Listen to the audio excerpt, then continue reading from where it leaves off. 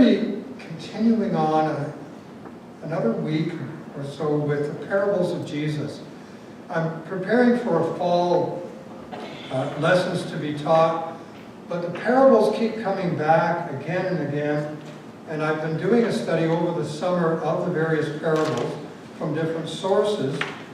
And this one here, I had to really read into it deeply and pray about what to share, what to talk about when it comes to this particular parable, which is found in Luke chapter 16. And it's called The Rich Man and Lazarus. And I've entitled it, The Parable of the Rich Man, or The Parable of the Man Who Never Noticed. Parable of the Man Who Never Noticed. As has been my custom over the last little while, I'm going to start by sharing another one of Aesop's fables. Hope you don't mind. And again, this one includes a fox.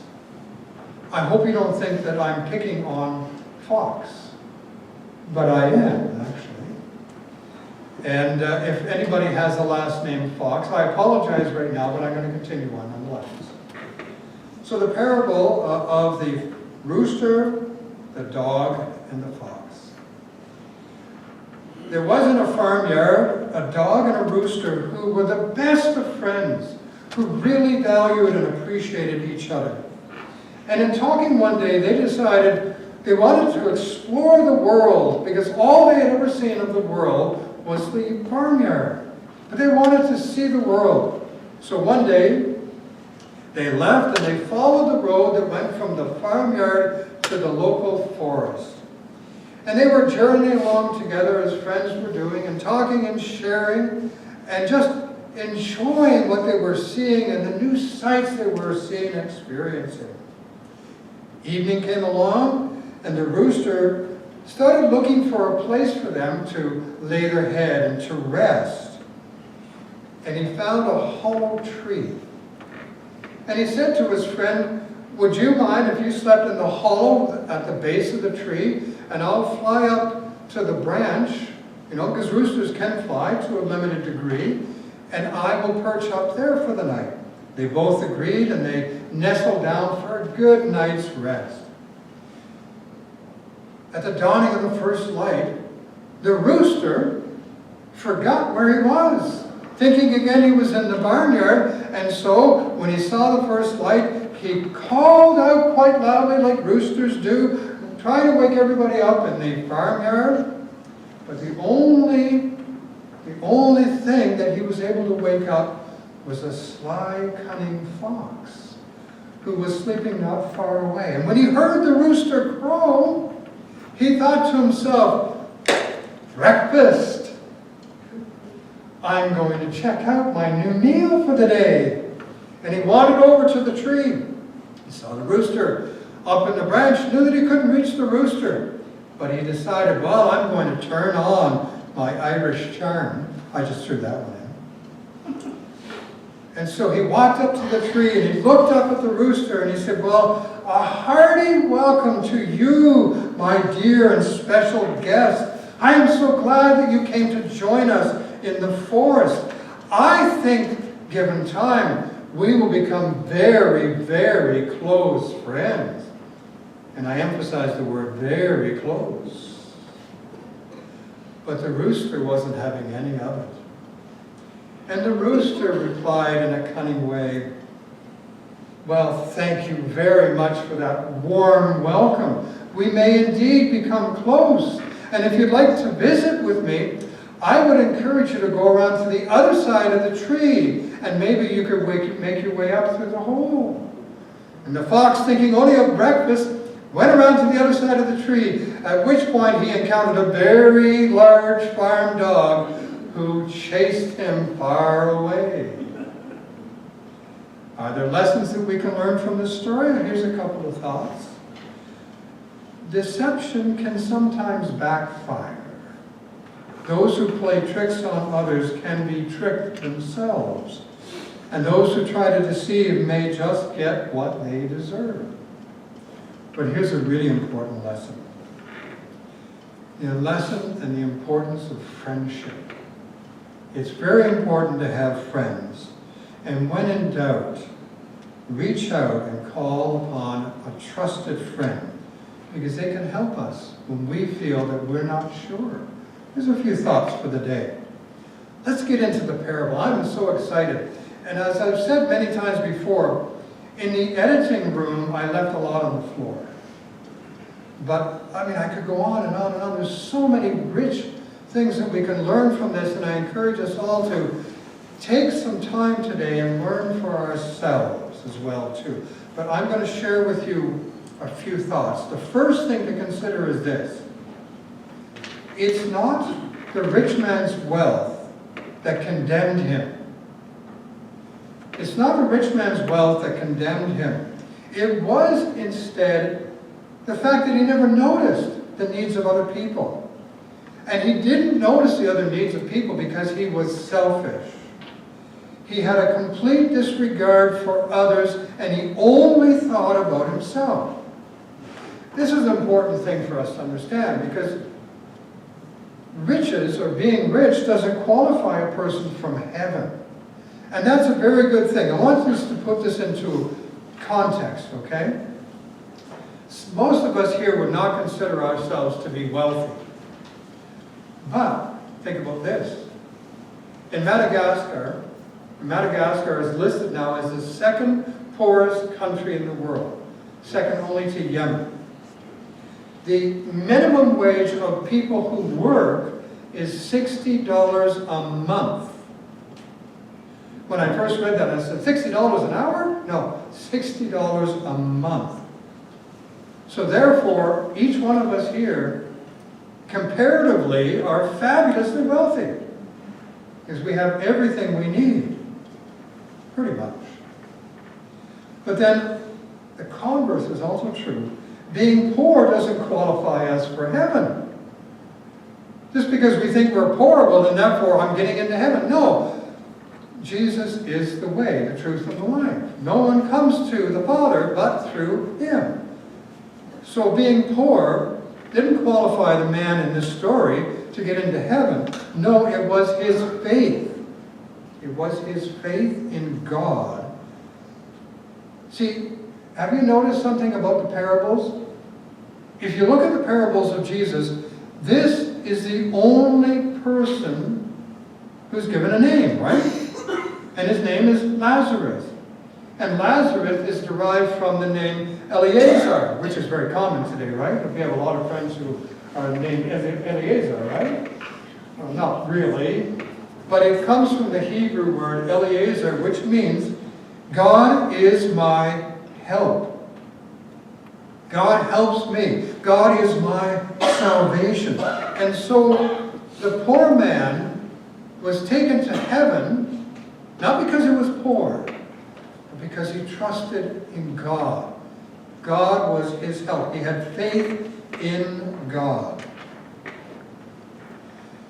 When we're looking at any teaching like this, including parables, it is important to take it in its context.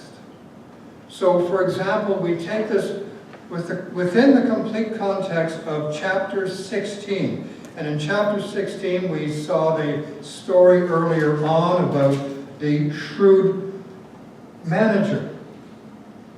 And there's other teachings as well. So we have to take the whole thing into context.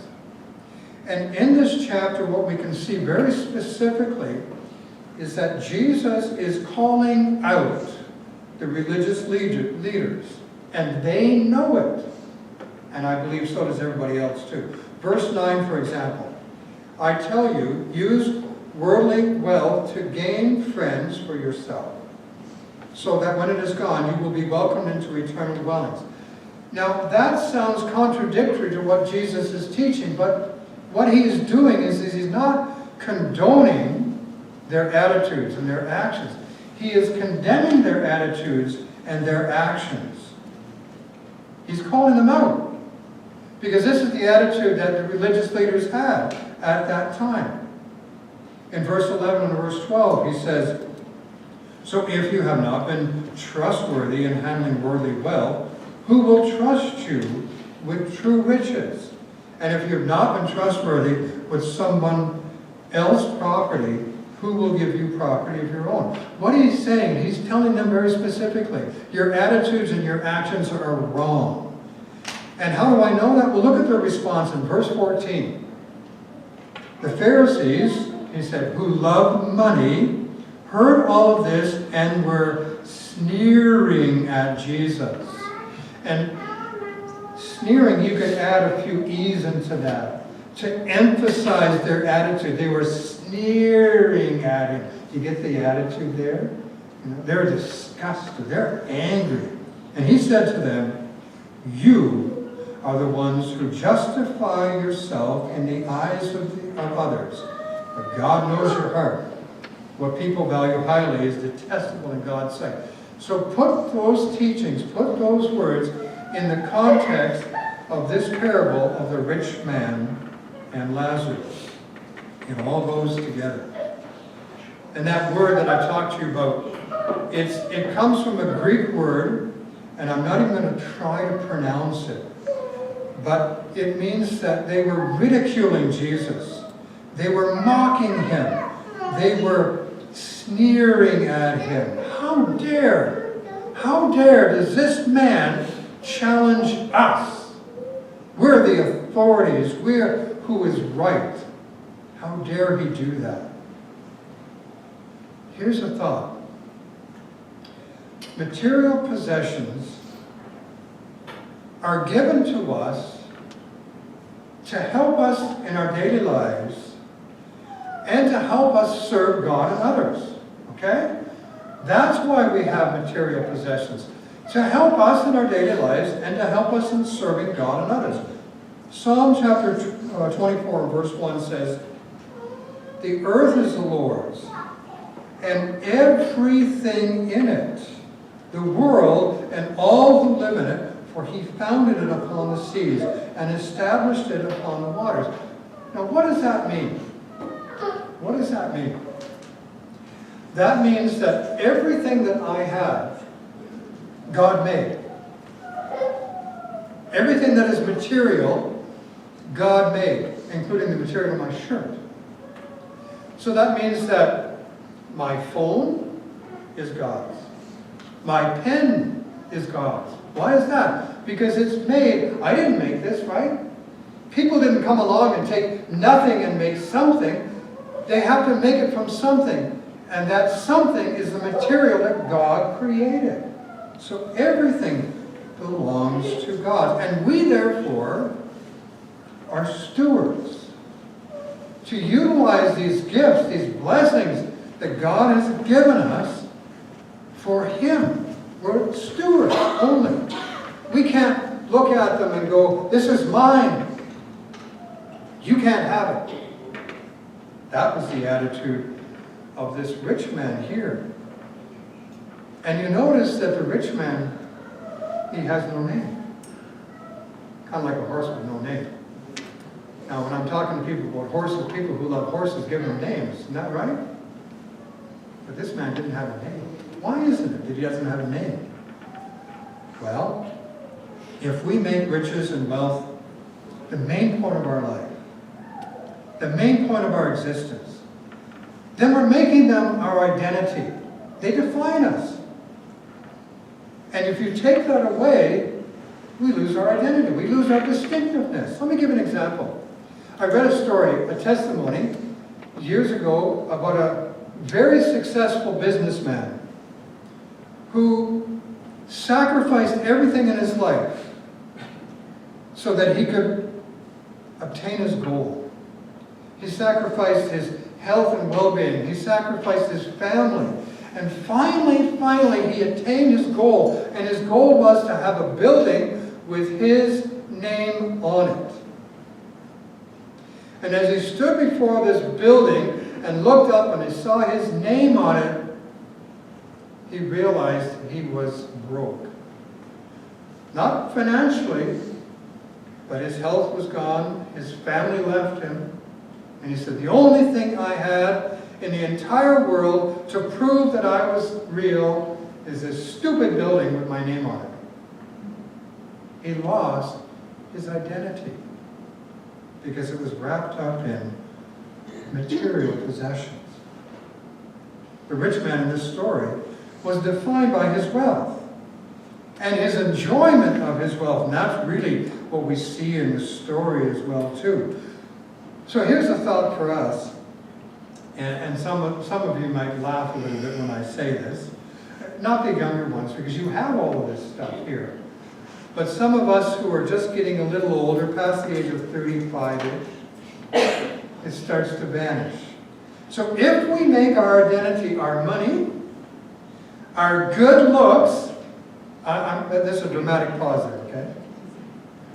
Our physical strength, our intellectual capacity, if we make that our identity, well, it's going to leave us eventually, isn't it? It's just going to flitter away. And that's what this guy did. And he lost his identity. But on the other hand, Lazarus, whose name comes from Eleazar, which means God has helped me, God is my help, God is my salvation. He had everything, and he didn't lose it. He never lost it, because you can't lose God. God will be with you if you allow him. From a worldly perspective, though, if you look at these two men, you might think, well, that rich man, he should be called Lazarus because God is helping him. No, he's helping himself. And then you might look at Lazarus and say, he has nothing or nobody. So God isn't helping him. But that is the exact opposite. Think about it. The rich man had friends, all the friends that money could buy. But how deep is a friendship that is based upon money? On the other hand, in the story, it talks about how Lazarus' friends would carry him to the gate of the rich man. Lazarus had friends who would take care of him. Otherwise, how could he exist? And why would they carry him to the gate of a person who didn't care about him? Well, that was the custom back in that time, in that place. Because you see, according to biblical commands, people were supposed to take care of each other. And so it was the rich man's duty to take care of Lazarus, and his friends would take him there so that he would be provided for. But the rich man never did. And how do I know that the rich man had friends? Well, the dogs liked him. Now think about this. In those days, people only kept guards, or dogs, to guard their possessions, which meant that the dogs weren't a friend of anybody. But with Lazarus, they came and licked his wounds. Now, some of you would go, oh, that's disgusting. And if you don't like dogs, you go, that'd be terrible. That'd be such a nuisance and such a bother. We have a dog in our house. And our dog is a nuisance. He's a lovable nuisance. And everybody who comes to our house, he wants to greet you and bark a lot at you. And he wants to jump on you. And he wants to lick you. And we have friends, when they come to the house, they're always pushing him away because it's a bother. They don't like dogs. But when I come home and the dog wants to lick me and I go, hey, somebody's happy to see me. That makes me feel good. And dogs lick for various reasons, right? They lick for affection. They lick for bonding. They lick to communicate. They lick to greet, to say hello. Sometimes they lick to taste. We had a big German Shepherd type dog once, and some young people came over to our place, and she was so friendly, and she liked to lick people. And one of them looked at me and said, what is she doing? I said, she's tasting you. That was kind of deceitful, wasn't it? They also lick for medical purposes. Their saliva has antibacterial properties. And so here's Lazarus, who had friends who cared for him, and even the dogs liked him. Lazarus, which means God is my help. He wasn't alone, even in his sufferings. Isn't that a beautiful thought? When we make God our help, we are never alone, even in our sufferings. And I know the time is going on, but bear with me for a few more minutes. The rich man buys his friends. He garners favor with those he considers either his equal or somebody that he wants something from. He trusts in his wealth and not in God. but the poor man trusted in God. Both men had attitudes that were noticed by God. This is what separated the two. The rich man is smug and selfish. He's a reflection of the religious leaders of Jesus' time. You see, he was extremely selfish and very much indulgent in his own way. And I want to share a little bit about this with you. So, for example, it said that he indulged himself every single day. Now, think about that. He wore the best, the finest of clothes every single day. A purple robe. Purple robes were only worn by royalty, but every single day he got up and he put on the best of clothes. Let me again put this into a modern day context, okay? So, for example, the best of shirts.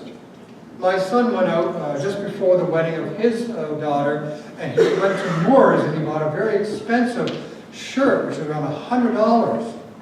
Well, today, if you wanted to buy a good dress shirt from Gucci, it's $1,500. That's what this man would be wearing. Now, let's look at it a little bit further. Polo shirts. I like wearing polo shirts. Some of us like wearing polo shirts. Well, you can get a nice polo shirt at Mark's for $40 approximately. But if you want a Gucci, that's $2,450 for a polo shirt. But it has Gucci on it. Gucci. Never mind. How about a bomber jacket? And I'm not talking about the blue bombers. Mark's workwear. You might figure out that this is one of my favorite places, Mark's. $30 to $40 to get your bomber jacket. For $1,000, and you get a Gucci. That's what this man wore. Now, how about this? And I got to go a little bit further, because when you look at the words in Greek, it uses the Greek word bison. At least I can say that one there. I can't say some of the other ones I'm going to share with you, but he wore the finest of linen. Bison. What does linen mean here? Underwear. He wore the finest of underwear. Gucci. $1,500 for one. At Mark's, you get a package of 3 for $30. So he's really indulging himself. He is taking his money and wasting it. And not just that. He ate like this 7 days a week. Steak and lobster every day, 7 days a week. You know, even that can be boring after a while. But it said he dressed in the finest of clothes and ate the finest of food 7 days a week. What does that mean? Well, he's breaking another law here. In the Bible, and I'm not going to read all of these verses for you, but in Leviticus chapter 25, verse 43, we are told to help impoverished brothers and sisters. In Deuteronomy 15:11, it says, to be open-handed and generous to those in need. And the Bible gives us all of these instructions about being generous and using what we have to serve God and others. But also he is calling on his servants, his paid staff, to break the Sabbath.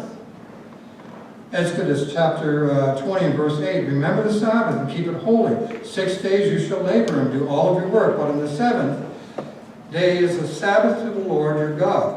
On it you shall not do any work, neither you nor your son or daughter, nor your male or female servants, nor your animals, etc., etc., etc. What is he doing? Every week he's calling on them to break the Sabbath, because he wants to be treated the way he feels he should. So he's telling them to break the Sabbath. Am I my brother's keeper? In Mark chapter 8 and verse 36 it says, what does it profit a person to gain the whole world and lose his soul? There was a saying, it was created by a Roman philosopher by the name of Cicero, and he had this saying, summum bonum, the highest good, the highest good. And what he was saying to Romans in those days was, we should all strive towards the highest good, not just towards the highest comfort for ourselves, the highest luxury for ourselves, but striving towards the highest good for our society that we live in. We are therefore called, each and every one of us, to give what we can to improve society, to improve the well-being of other people around us. But this rich man, his highest goal in life was what? To live in comfort and in wealth and enjoy everything at the expense of others. He never noticed the needs of others. The main point is make God and helping others our highest goal. Right? Make God and helping others our highest goal. Which means sometimes even in our own pain and our own suffering, we put the needs of others before ours as well too. Matthew chapter 6, verse 19. Do not store up for yourselves treasures on earth where moth and vermin destroy, and where thieves break in and steal. But instead store up for yourself treasures in heaven, where moth and vermin do not destroy, and where thieves do not break in and steal. For where your treasure is, there your heart will be also. You hear that? Where our treasure is, that's where our heart will be. Proverbs chapter 6 and 38. Whoever oppresses the poor insults their maker, but whoever is kind to the needy honors him. Proverbs 14 and 21. He who is kind to the poor has happiness. Proverbs 19 and 17. Whoever is kind to the poor lends to the Lord, and he will reward them for what they have done. Deuteronomy 15:11.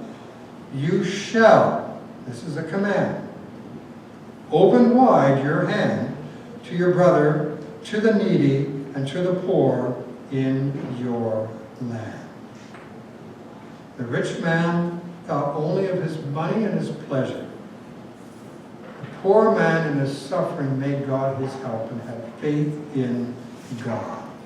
A good thought for us. God, I don't want anything in my life to be my help aside from you. God, help me to be willing to open up my hands and share what you've given me to help and bless others.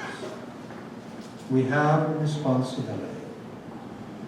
So in summary, Lazarus had faith in God. In spite of his situation, he had an undaunting faith in God. The rich man, on the other hand, refused to help anyone.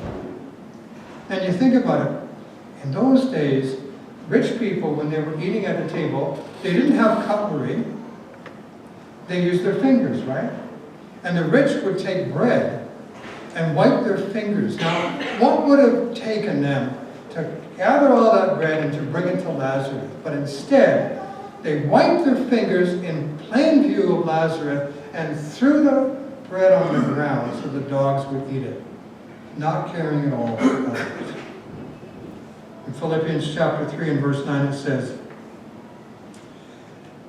and be found in him, that is Jesus, not having a righteousness of my own that comes from the law, but that which comes through Christ, the righteousness that comes from God on the basis of faith.